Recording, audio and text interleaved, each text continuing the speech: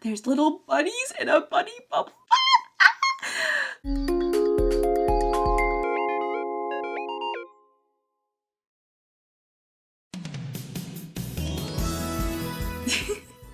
Hello, it's Princess Peachie playing Pretty Princess Party. That was 6 Ps.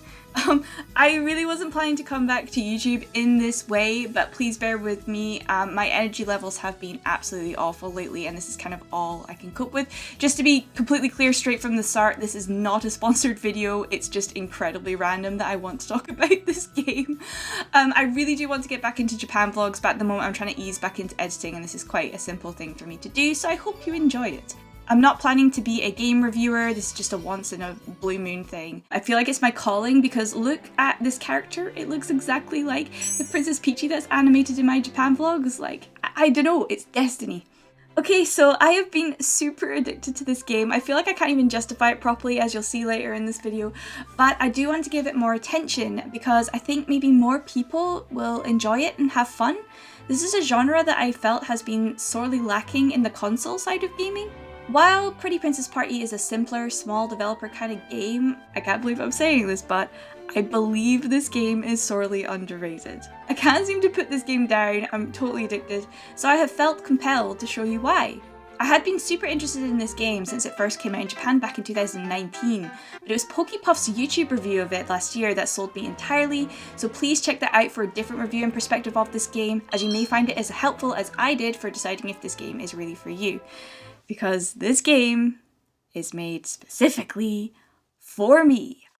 I can't believe this small development team all the way in Japan got together, sat down and decided to make a game just for me. It was so kind of them. I can't believe it. I'm blessed. Like, thank you so much for going through this effort to make this very specific game just for me. By the way, if you occasionally see a frame rate dip, that's just my Switch struggling to record. The game isn't that bad. I'll be fixing it in post. So, the story is basically you're some rando frolicking around in a meadow when you come across a bunny and you're like, ah, and you follow it and he jumps into a portal. I'm not saying that's as great as the rabbit hole in Alice in Wonderland, but you do follow him through that portal and you end up in this magical kingdom of like bunny people and it's really cute, but the castle has been deserted, there's no one ruling it and the magic is dying and leaving the kingdom. And for some reason, this magical bracelet that you found is like the key to fixing it. And your job is basically to try and revive the castle and bring the magic back that has left since the princess disappeared. And it's kind of funny because it's really obvious. You're like, wow, I hope the princess doesn't return because I would be happy to fill in this position. But yeah, you can't return back to your own world until you can get enough magic back. That's the kind of incentive here. It kind of makes me think of Spyro 2, where Spyro can't go back to the Dragon Realms because the portals have lost all their magic. I thought that was kind of funny. The little bunny you followed is a butler bunny called Asbel. He follows you everywhere. I mean, literally everywhere. Stop following me! I need my personal space! He's probably that kind of butler that even stays with you when you're trying to take a poop.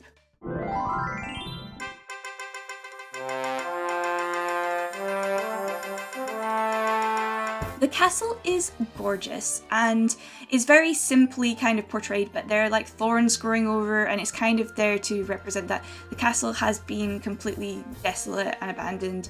All the rooms are completely empty and you have to bring the castle back to its glory days so that the magic can return. It's like the castle is the magical center and without a princess there, it's like leaving as well, so you're trying to give back this princessly essence, which I think is hilarious because it's basically saying like princesses are the reason magic exists in this kingdom. You can't think too much about it. Another thing you really don't want to think too much about are the other princesses. Yes, there are other princesses, but they're actually ghost princesses from previous eras. They are from these paintings in the hallway, they're not actually there.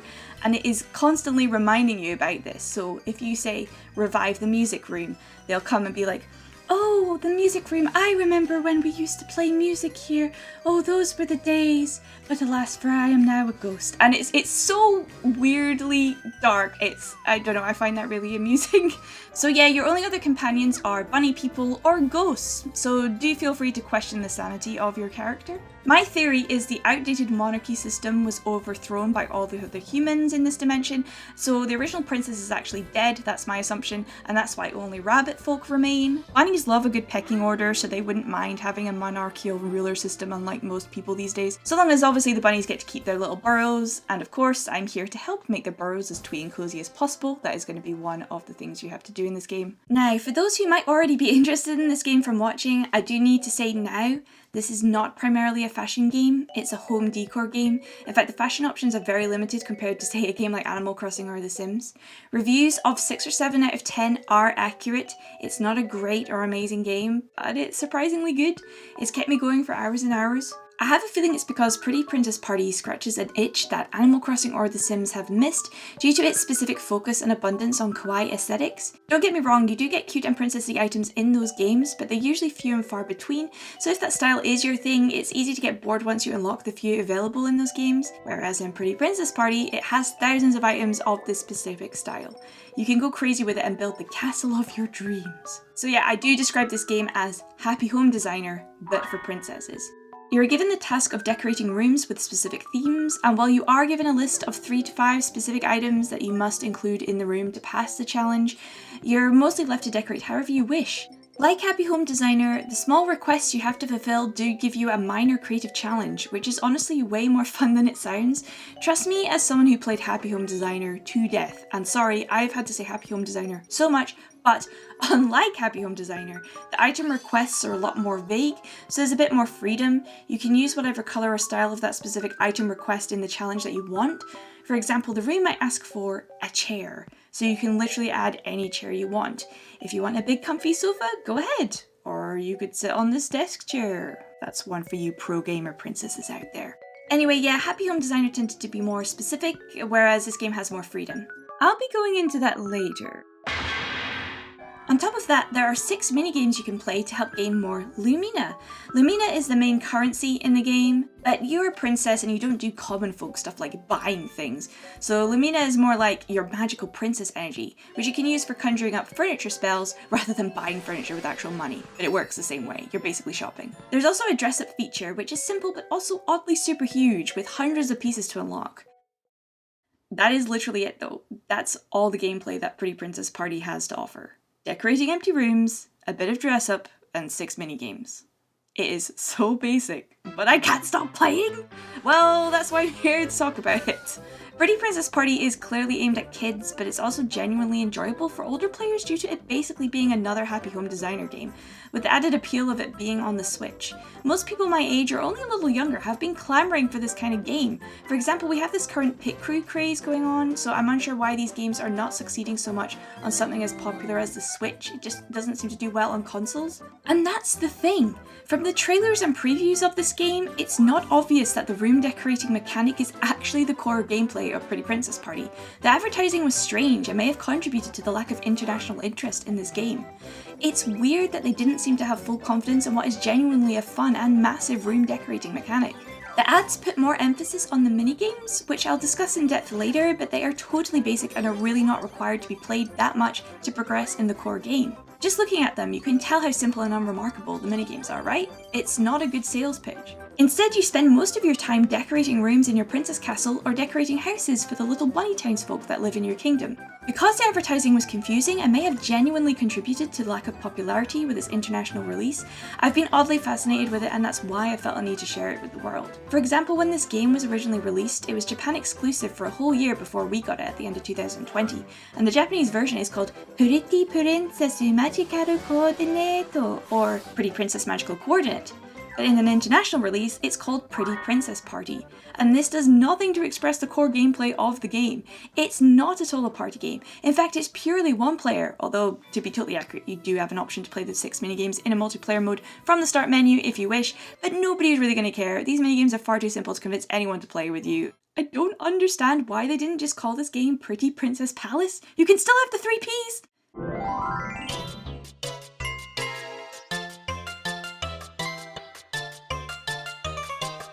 So to get into the technicalities here, the graphics are decent, but not at all what you'd expect for the Switch, compared to the gorgeous textures of a similar game like Animal Crossing. Sorry, you're going to hear me compare to it quite a bit. The princess models can look really lifeless and doll-like. You can tell they barely have any skeletal bends put into them, and they don't really make any major facial expressions. It looks really funny when they're ballroom dancing, like, yeah, woo, you bend that spine. Oh god, that looks painful. Although in my opinion, the game can get away with it a lot simply due to the style it has and the outfits as a whole. Usually a princess does look super cute no matter what she's doing, even if it's lying gormlessly in bed questioning the meaning of this futile existence. The walk cycle is so goofy though, it cracks me up. It looks like when a little kid is trying to walk in their mom's high heels or something. Lol.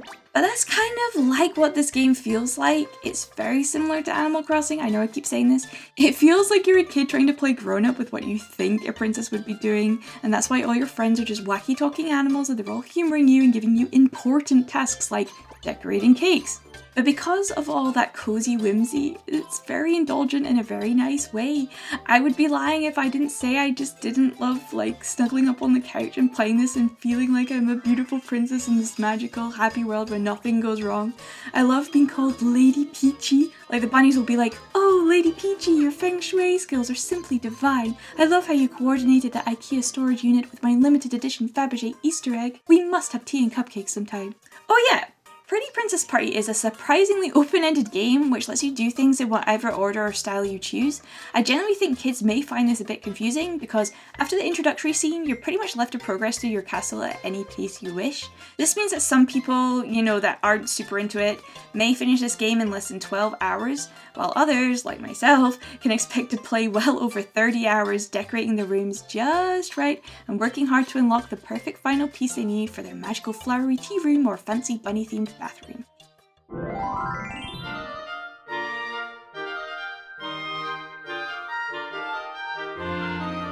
Okay, so finally let's talk about the absolute main part of the gameplay, decorating!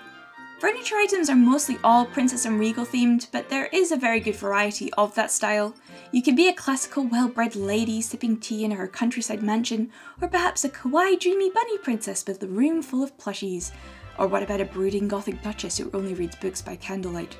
The starting furniture is immediately very cute already, but trust me when I say it gets even cuter and more detailed the more and more you level up and advance in the game. I was like, it can't possibly get any cuter or fancier than this, and then it does. By the way, half the items have subtle, or often unsubtle, rabbit themes. Seriously, I cannot believe how specific this game is to my interests. Look at the bunny paintings. Look at them. Someone had to paint these. That is effort. That is, oh my goodness. There's bunny stained glass windows. There's little bunnies in a bunny bubble. I just realised the bookends are shaped like bunnies as well. Oh my god. Oh my god. Food items! Something Animal Crossing is sorely lacking! Did this actually just food items you can use for decorating? Oh yeah, for the vegetarians out there, don't worry if like the first food items you unlock is just a massive slab of meat. I think that's hilarious. I know steak is like a fancy thing, but yeah. I know most people don't care because it's just virtual, it's not actually meat, it's in a game, but you do unlock other food items later. I just thought it was funny. Do know that everything in this game is obviously going to be pretty regal and cute, so don't expect any furniture beyond that fantasy scope. You're going to get a much bigger variety of styles with like The Sims or Animal Crossing. The most rustic stuff I've seen in Pretty Princess Party is the Seaside Furniture series, and that's still pretty nice. So when you're actually decorating, the decorating tool does get the job done, but it's a little clunky. It took me a while to get used to the decorating interface because I've gotten so used to using the Animal Crossing home decorating interface. The muscle memory difference has been throwing me off occasionally, but that's obviously not the game's fault. Items are stored individually by colour rather than changeable by colour, so you have to unlock different coloured versions separately. There's 4 colours of each thing and there's a variety, so like some things have a certain colour palette, others have a different one, it really depends what it is. It sounds like a pain, but these limitations force you to try new colour schemes instead of, like me, who I know for a fact would just keep going for pinks and pastels if I always had the option to choose them every time. And of course you can always go back and re-edit the rooms later if you find a better colour later further into the game. The decorating mechanic is not as nuanced as Animal Crossing New Horizons. I can't put as many small items on top of large ones. Like in Animal Crossing New Horizons you can put stuff on stools, dressers or even fireplaces, but in this game you can mostly just put stuff on tables, shelves and display stands only. And obviously it's going to be nowhere near like the pixel perfect placement precision of the newer Sims games. And obviously Pretty Princess Party doesn't have the Able Sisters design tool in Animal Crossing, so you can't use any of your own drawn designs to add a more personal flair to the customization. But honestly, a lot of the time people end up using that Able Sisters drawing tool is to fill an itch that it cannot scratch, like extra princessy dresses or bread. People usually have to manually draw those into Animal Crossing, whereas these things are already modeled into Pretty Princess Party, so you don't have to find ways to painstakingly draw them into existence via a pattern import to your game. Like, players in Animal Crossing have seriously been having to make the hats look like a stack of pancakes. Creative, but it takes a lot of effort and you do have to suspend your disbelief a little, but this game has pancakes already! Woo! And there's different flavours. Oh yeah, this game has wine too! Not dubiously named grape juice or vacation juice, just straight up wine. It's the real deal, baby! 1978 vintage, woo! Oh, but weirdly, despite being asked to decorate various bathrooms, so far I have yet to unlock a single toilet. So I take back what I said earlier. This is undeniable proof that princesses actually do not poop. Okay, so the rooms, some rooms are a little too big. I often feel overwhelmed with how to fill the space. I guess I'm one of those people that get nervous by wide open spaces, but regal buildings like castles naturally have a lot of those, so I've got to kind of get over that. I'm trying to train myself to not feel like I have to fill every other tile with something, otherwise it won't feel as grand. I'm calling that now before you struggle early in the game when you barely have any furniture unlocked. Again, like, you can just go back and edit the rooms when you unlock more stuff. And plenty of the rooms aren't ginormous. There's plenty of normal sized rooms. In total, there are 20 castle rooms and 25 bunny rooms to decorate. Before you reach level 3, the variety of the furniture is a bit more bare bones, and I must emphasise the stuff just gets cuter and cuter the more you progress, so don't worry if you're not too satisfied with your decorating work early in the game. Just keep finishing those challenges to at least the bare minimum and you can come back and decorate the rooms much better later. Oh yeah, check out this sweet bloodbath I unlocked. Ah, it's simply divine for one's complexion. If you feel like you're not making much progress and not unlocking as many items as you want fast enough, my recommendation is to help decorate the rabbit houses outside in town first, because they each give you a ton of new furniture straight off the bat. Yep, that's right, you get to decorate the bunny houses as well. Helping your bunny townsfolk is essential, being their frilly leader and all. Don't even worry about the minigames, as the rabbit houses each give you 3,000 lumina for completing. That is a lot. I learned this the fastest way to get the biggest variety of furniture to work with, especially when I needed more windows.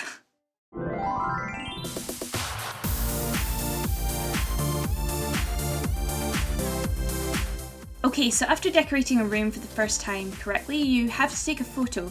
The photo mode is basic, but the poses you can do are cute. You press Y to cycle through about 17 poses. I like this one where she looks like she's getting ready to start wrestling. I wish the poses would hold in place though, they all just revert back to your standard standing position if you don't snap a photo fast enough. Okay, so there's actually a big problem when you take a photo with camera mode in this game. It doesn't actually save to your Switch's memory, instead it goes in your Princess photo album. Therefore, if you want to save that photo to your Switch's memory and thus be able to post it on social media, you have to take the photo in camera mode, go to your room album, select the room you're in, then open up the photo there by pressing Y and then taking a snapshot with the Switch's snapshot button. Woof. Because you can only save one photo at a time for each room in the album, I think it's a really stupid oversight, to be honest. Usually you want to show off your room at different angles, right? And easily post them on social media, right? This is especially annoying because sometimes I've noticed my newest photo in the Princess album hasn't saved over the old one for some reason, and I had to actually save and reset the game for it to appear as a new photo in the album before I could screenshot it. It's just really bad oversight. I don't think it was tested enough. My personal advice for wanting to share pictures of your room online, you're honestly better just to simply walk around and explore your room and use the right control stick to get the better angle, then press the snapshot button on your Switch. Just make sure you do this after you stop decorating mode or you'll get a bunch of extra UI in the corners of the screen. But to get a zoomed out shot of your room or a photo without your princess in it, you will need to use the game's camera mode and then manually saving a screenshot of the photo in the way I explained before, and that's kind of blah. Also, camera mode has inverted controls. I'm still not used to it. Why is the camera mode so bad? Like, this is the best part. You want to show off your room. Anyway, speaking of exploring the rooms you've decorated, you can actually interact with some furniture items. In fact, it's actually easier to sit on chairs compared to Animal Crossing, where if your butt doesn't touch it, the game won't let you sit on it. But here you could just magically twinkle onto your chair because that's how princesses sit down, baby. Weirdly, you can't interact with musical instruments, but you can open drawers, so that's interesting. I'm questioning so many developer choices here. When decorating bunny houses, unlike castle rooms, they only have 3 requirements instead of 5, but they tend to be more specific, like pink chair instead of just chair. I love doing the bunny houses. I love doing the bunny houses more than the castle, though. They're just so cute. I just love seeing them so happy with the room I made. Like, I'm so happy I could make you happy, my little bunny friends. Okay, so that's the decorating, and you might be wondering, what about those mini games I mentioned?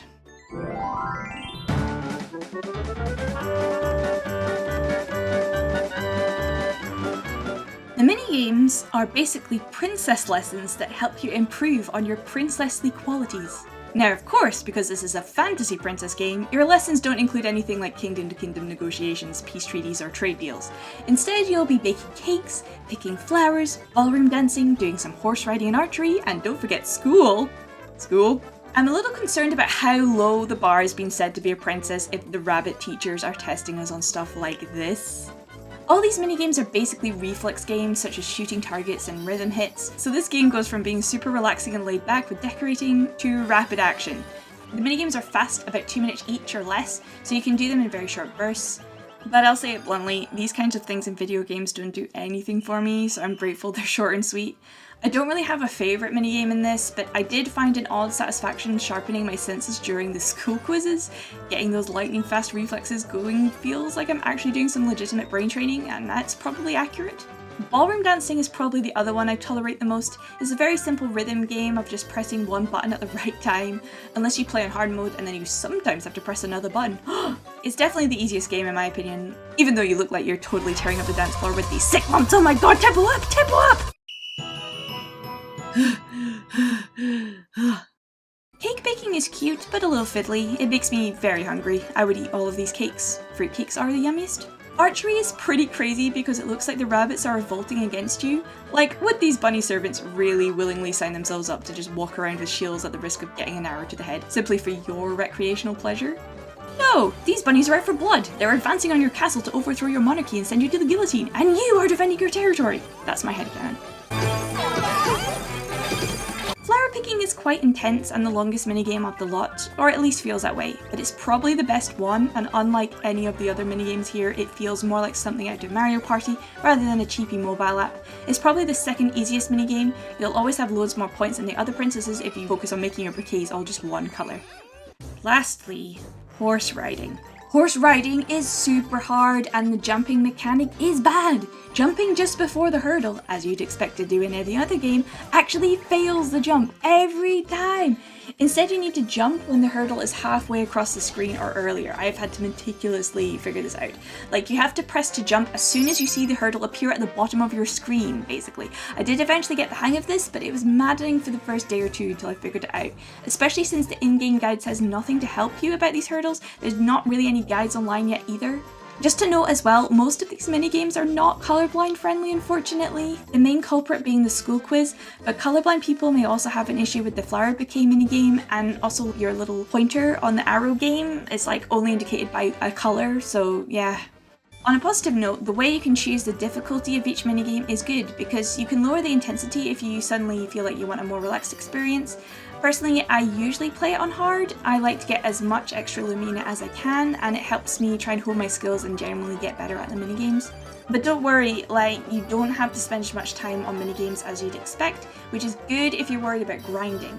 At most, at the very start of the game, you'll have to grind the school minigame because it's the only minigame available at that level, and you can't access any other places yet to get Lumina in any other way at that kind of amount. However, you can grind all these minigames if you genuinely enjoy them. They're just not my kind of thing. You might really like them.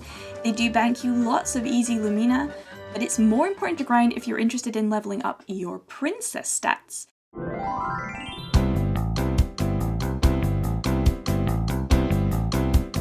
These are not essential, but I'll briefly explain what those are anyway. Your princess stats are cuteness, elegance, and coolness. What? You thought your princess stats were going to be improving your diplomacy, public speaking, or military strategy skills like in Long Live the Queen? Get out of here with your real world nonsense. This is fantasy princess fluffy nonsense game! School and cake decorating increases your cuteness, ballroom dancing and flower picking increases your elegance, and horse riding and archery increases your coolness. I mean, it's pretty cool when you're like riding a horse when your dress clips through the horse, like usually you wear shorts when you go horse riding like that. Okay, so this is a bit confusing. Your princess stats are separate from your general castle leveling up, shown here. That castle level is only upgraded by the amount of rooms in the castle you have completed decorating. So your castle level isn't affected at all by minigames, princess stats, or Lumina count, and your castle leveling up is much more important. So don't worry too much about leveling up your cute, elegant, or cool stats. These are only to unlock a minimal amount of furniture and it's not essential to enjoying the game, although for Gothic fans I did notice I unlocked quite a lot of very cool Gothic-y style stuff when leveling up my elegance and coolness stats. I hope this isn't too spoilery because most people want to know what they can get, right? I maxed out my cuteness levels to level 10. That's the max, and I unlocked a cute yellow unicorn plushie and a big yellow macaron tower. So yeah, it does show that there's going to be a different way to unlock the other colour macarons though, so if you're not a fan of the mini-games, this is as good as it gets with the rewards by playing them anyway. They're not huge. So if I want the pink colourway of the macarons, I get that a different way, not from upgrading my princess stats. I hope that makes sense, because the vast majority of stuff in this game is simply unlocked by helping the bunny folk outside the castle, or unlocked via the castle fountain, which I will now talk about. This is where things get questionable.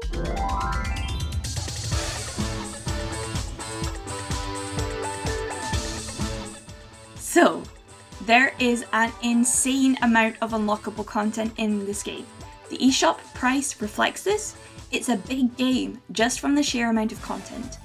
It is so fun to constantly unlock stuff. If you're someone like me who is obsessed with unlocking every single customization option in a game, even though you know you're never going to use it all, then this is the game for you, and I'm not joking. Oh god, there's even a collector's album to view everything you've collected so far. Oh god, how come I'm not even halfway there with my furniture collection yet? What the heck? I need to emphasise, Pretty Princess Party has way more furniture items, clothes and makeover options than it first ever appears to have. This game could have been so simple, but they went to town. There was a lot of effort. What you first see available in your inventory and what's visibly available when you go to shop for items is only the tip of the iceberg. There is so much more to unlock in this game, I cannot stress this enough. You mostly unlock items from the castle's Fountain of Knowledge, which is a place that you go to learn new recipes for furniture and fashion. Yep, recipes, the term used in Animal Crossing New Horizons, but this game was released 4 months before New Horizons came out, so it's just a weird coincidence maybe? Okay, for a title as grand as The Fountain of Knowledge, it's basically a glorified shop where you trade your Lumina for enlightening yourself.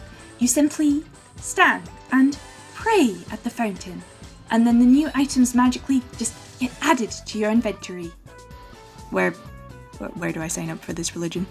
On top of that, there's an option at the fountain for unlocking special items. I didn't pay much attention to this option originally, but wow, they really should have emphasised how important it was to this game. Special items are basically lucky lottery pulls without any microtransactions.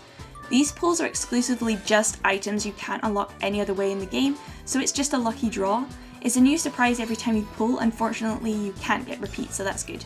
These gacha pulls can be anything from rare items, special dresses and accessories, makeup or hair colours, or new specific colourways of items you may already have. For example, the red colourway of this basket of yarn was only obtainable via the special lottery, but the pink version had already been available just in the regular fountain shop.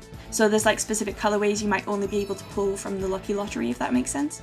So using this option at the Fountain of Knowledge, which is called the special option at the bottom, aka the gacha pulls, is the only way you can fully unlock every colourway possible for items. And you do also tend to get fancy items that you would only unlock later as well, so it helps give you an advantage there. I personally find the gacha unlocking option really cool because there are no microtransactions involved in this game in any way.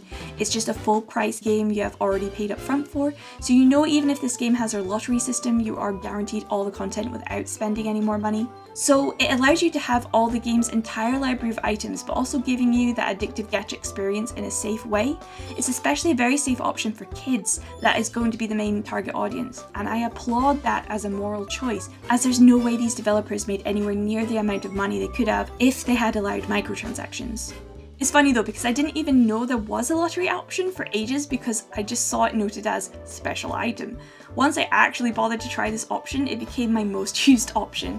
I love the surprise pulls, but what I love even more is getting them for free, baby. Because of this gacha addiction, I am motivated to stock up on my Lumina by playing mini-games every so often, but I don't have to play as many at all, and it rarely ever feels like grinding before I have enough to buy a pile of more items. The lottery pulls only cost 100 Lumina, which is super cheap, and you already get 3,000 Lumina every time you decorate a bunny's house in the town. There are lots of bunny houses as well, so there are other ways to get Lumina besides mini-games if you're not a fan of those like me, because I agree the mini-games are super basic.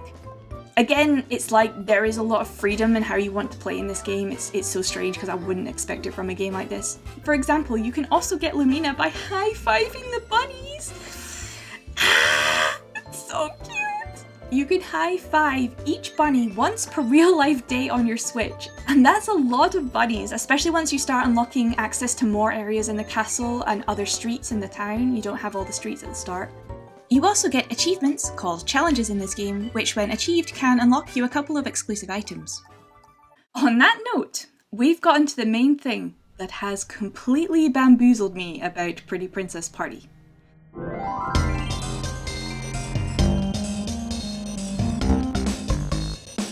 Pretty Princess Party is a game that clearly seems to have been originally planned as a smartphone game. The graphics, while cute and totally decent enough, you'd agree are clearly not up to scratch for the usual Switch graphics.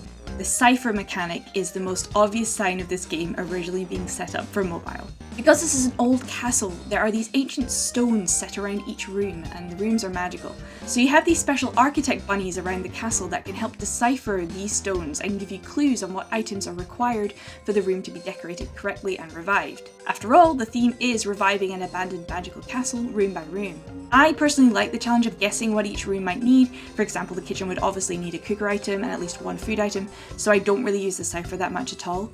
But sometimes it can be hard to guess all 5 required items to revive the castle rooms, especially in the later rooms that have more abstract themes, so I do occasionally pay Lumina to the architect rabbits to fill in the rest of the cipher stone that I was unable to guess myself. Yeah, you have to pay them. I mean, do you think these architect bunnies work for free? Architects already don't make much money.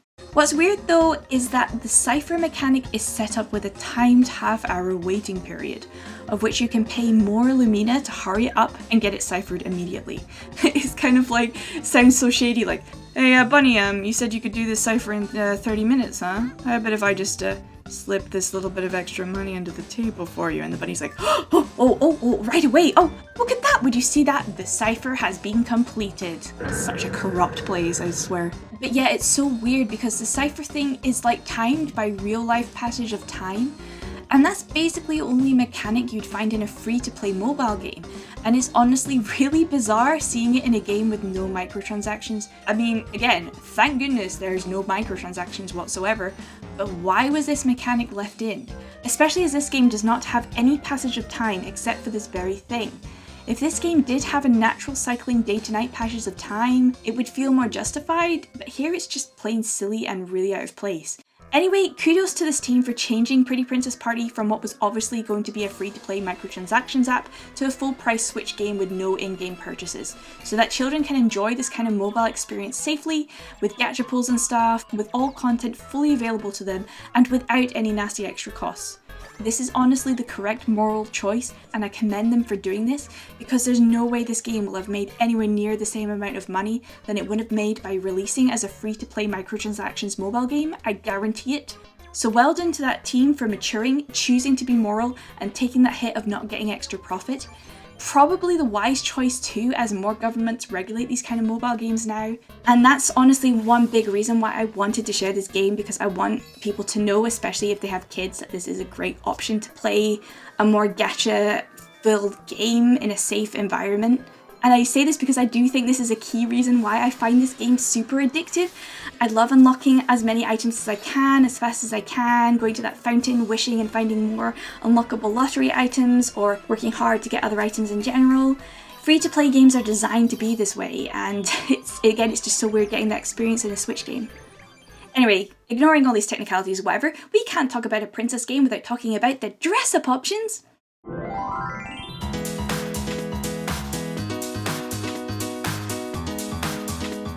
Some may find this surprising, but the fashion in this game is quite casual and not something the game focuses on, despite hundreds of unlockable options for the dress-up. I felt like this was important again to remind people that this game is primarily a home decor game, not a dress-up game.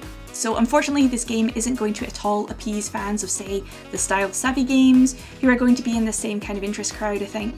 But yeah, there's loads of dresses and crowns and stuff to unlock anyway. Dresses are so cute and detailed and just visually super pleasing to look at while you walk around your castle and play games. The big bows and bustles on the back of the dresses or the hair clip barrettes are an adorable touch which helps your princess remain looking fashionable when a lot of the time she won't even be facing forward. Like reviewer Pokipuff said, it's a shame that there are so many cute shoe and legwear options included, but half your dresses are so long that they will cover the legwear from view. I guess the Victorians won't be getting too flustered this time around. The vast majority of the dresses and hairstyles are styled like Western European princess clothing and fairy tales, but there are a few pieces with a cultural twist, such as this one with a Japanese kimono obi at the waist and bell sleeves. Oh, and I thought this one was really cool too. Nice colours and stuff. There's also quite a few dandy style outfits to choose from, which have the puffy balloon pantaloons. These ones are especially good for showing off pretty shoes and legwear, so you could be a more princely style character if you like. I think it can come out pretty cool looking. You can definitely get that Utina or Rose of Versailles kind of look. The crowns and tiaras are all so cute, and I don't know which to choose anytime I do dress up. I love them all. It is so hard. I spend so long being like, oh, which crown am I going to pick today? My favourite part is choosing the hair clip accessories to coordinate with everything else. I do have a really bad habit of matching the whole outfit sets as opposed to mixing and matching and being more creative. I'd want to say this is the game's fault for not allowing things to mix and match, but it is good for that. I'm honestly just really always like this when I play dress up games. There are plenty of cool ways to mix up your look in this game, it's just my problem. But I know a couple of you are going to be like that as well. You also have an option to save 10 pre-made outfits in this My Style section, so you can quickly change back into your favourite coordinates. You can't name the different titles, however, and I would have liked to be able to save more than 10, but it's a nice feature all the same. With your look, there's a lot of focus on the face and head when dressing up because, well, your head is so big. And obviously dresses are the statement piece already. I really like the variety of very regal hairstyles you can unlock, and the hair just looks so shiny and luscious. Have you ever seen hair this shiny? No, you haven't. But in Pretty Princess Party World, you can have looks this fabulous. There's a lot of eye colours to unlock as well, and plenty of makeup choices in all colours of the rainbow. Unfortunately, there aren't any finer detail choices like moles or freckles, or even glasses. There are no glasses. Again, the fashion details are very limited in this game, despite the amount of fashion pieces you can unlock. I would have liked to been able to add something like fairy wings or a little pochette bag, and again glasses, but I won't complain about that. But I will complain about this. You cannot change your eye shape, skin tone, or your name after the beginning of the game, so choose wisely. Big warning there. Some eye shape choices are genuinely pretty creepy or dead looking, again because the graphics are kind of in this game, so choose carefully when you first start the game. The cute eyes were the least creepy in my opinion, so I chose those. That's what you're going to see in all my footage. Definitely the safest option. In terms of makeup, there are loads of makeup colour options to unlock for eyeshadow, blush and lipstick, but I would have liked a choice of mascara colours as well for like around the eyes so that they don't stand out so much against the plethora of pastel hair tones. Oh yeah, on that note, there is literally no black hair option, which is crazy. In fact, there's barely, if any, dark toned hairstyles at all. Although I may have simply not unlocked any dark tones yet, I am way past 10 hours in, past halfway in my progress, and I haven't seen any dark hair tones yet, let alone black. And black hair should obviously be a default option from the beginning. This is a no-brainer. This is a Japanese game as well, I'm so confused. There's black eyeshadow, black lipstick, black eyes, but no black hair? Oh, but there's white hair you can unlock, so seriously, the hair colour I've been using to match my real life hair colour, named Pepper Brown in this game, is the darkest hair tone I've seen so far. If I do eventually unlock a black hair option, I'll edit it in my pinned comment below. Since my last footage, I have unlocked a colour called French Cobalt, but that is not black, it's a washed out dark blue. This is ridiculous. So yeah, in summary, the dress up in this game isn't great, even though a lot of the stuff is mega cute, there's no denying that. I do really wish you could have the option to change your eye shape and skin tone after the very start of the game. For example, if I wanted to be one of my D&D OCs with a different skin tone, or just change the look of my face to add variety to my coordinates, like the different eye shapes. Fun skin tones like pastel pink, blue, green, etc. would be really fun too, but you're stuck with the same base look unless you start a new file and start unlocking everything from scratch, which honestly super sucks. And this is a magical game where you can literally wish furniture items into existence. This should not be an issue. I don't see why this has to be a problem in a modern game where, for example, in Animal Crossing, you can change your hair, eye shape, skin color at will, even change your gender, you know, like whenever you want. I don't know why this game doesn't even let you change your eye shape. It's bizarre.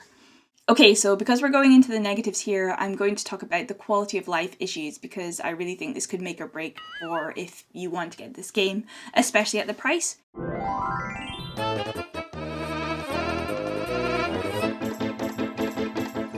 When decorating, every time you want to place a new piece of furniture, the menu always takes you back to the first tab, i.e. beds, instead of the last tab you had used. It is honestly pretty annoying, especially because you're usually only going to want to place one bed per room anyway, and most rooms won't even require one. It's really annoying, it resets the menu basically every time you open it up.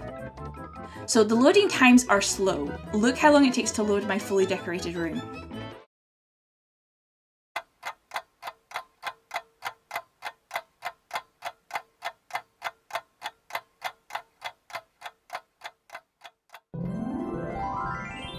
That was 13 seconds.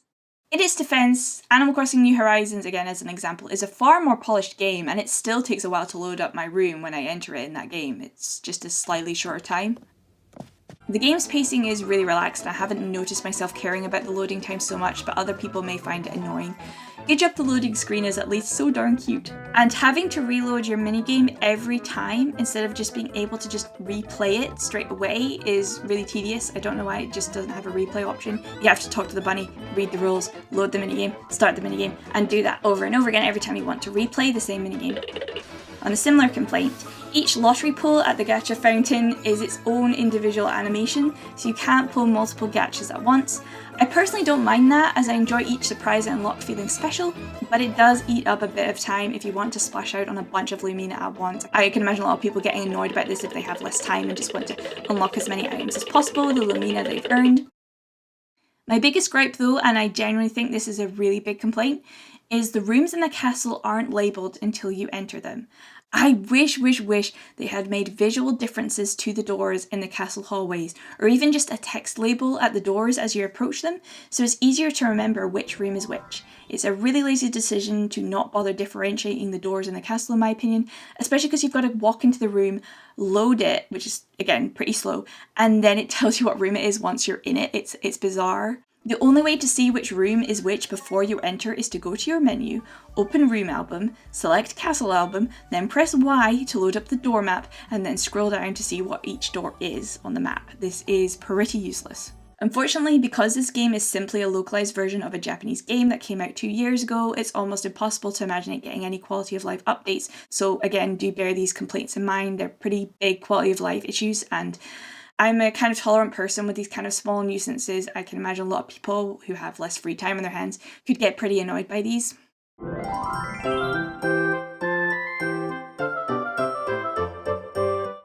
So there's not much else to talk about. The music is completely generic, cheapy, fluffy afternoon tea kind of music, but it does the job.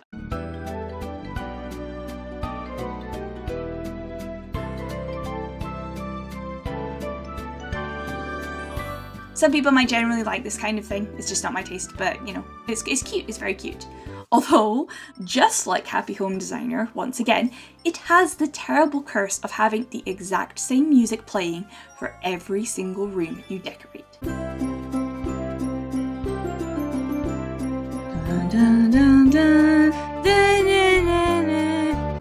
Like, why? Why didn't the game developers for both these games not consider that if the majority of your gameplay is going to be decorating rooms, you should maybe mix up the music when you're decorating rooms, especially because you're going to be doing this for a while and it's going to be looping, you know?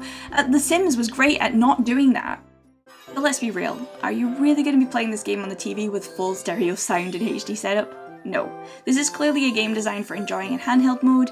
So far I've never played it on docked mode on my TV, I just enjoy snuggling up on the couch under a blanket, watching something else on TV while playing this game decorating my rooms with the volume off or at least super low. In terms of the text, the English translation is surprisingly good when the characters speak. They're very colloquial, and the more royal characters speak in a more regal tone. It's really well done, so props to the localization team. The bunnies have a lot more dialogue than expected as well. It's pretty darn cute, so don't forget to sometimes pick the I want to chat option when you interact with the characters if you'd like a bit more immersion. Again, it's something that's easily missed, which is a shame.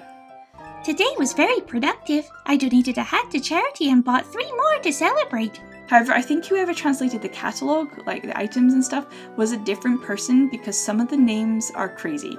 I get that these are fancy jewel names, but wow, some of these are a mouthful. Pad Paradasha. Also, the translation for some makeup items are,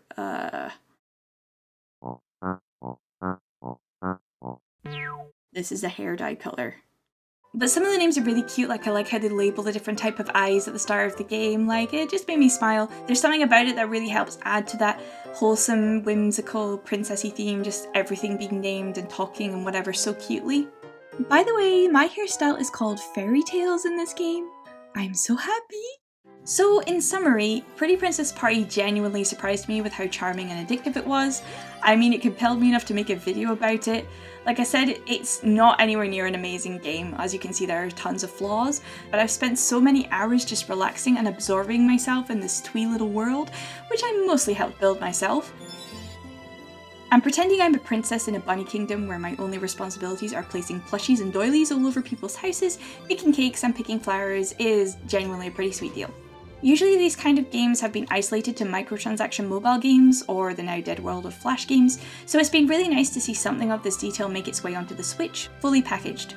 Let's be real, I do think the price of this game is probably going to be too steep for a lot of people, it's about $40, but for players that have very specific gameplay customization preferences like me, it has felt entirely worth it, especially for the sheer amount of content available. If you're unsure about the pricing, I would ask you to think this over though. Do you play any cute dress-up or room decoration apps on your phone which are free to play, like Animal Crossing Pocket Camp for example? If so, do you think you've spent over $40 on microtransactions so far? If you have, I bet you only got a handful of cute items with that $40, and you probably had to spend a lot more to get a good collection, right? Whereas with Pretty Princess Party, you get literally thousands of cute items, like an entire complete collection for that same $40 only. And with the Switch's social media posting options, you can still easily share your cute photos to Twitter or Facebook like you would from your phone. The idea of how much content in a game is worth by how many dollars is something to consider if you're normally into this kind of decorating creative game.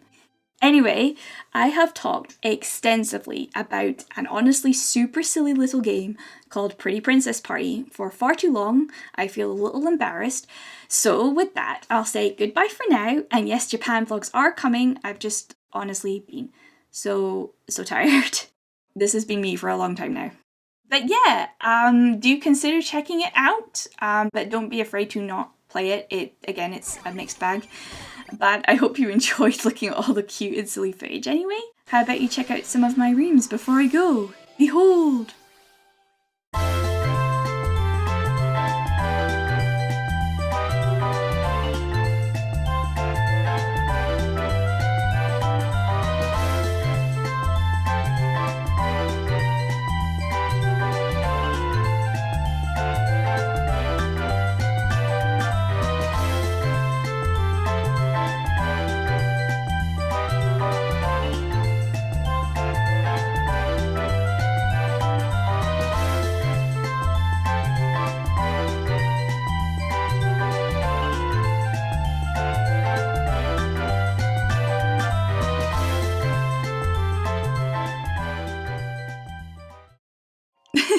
So anyway, yeah, thank you for watching this silly video all the way to the end.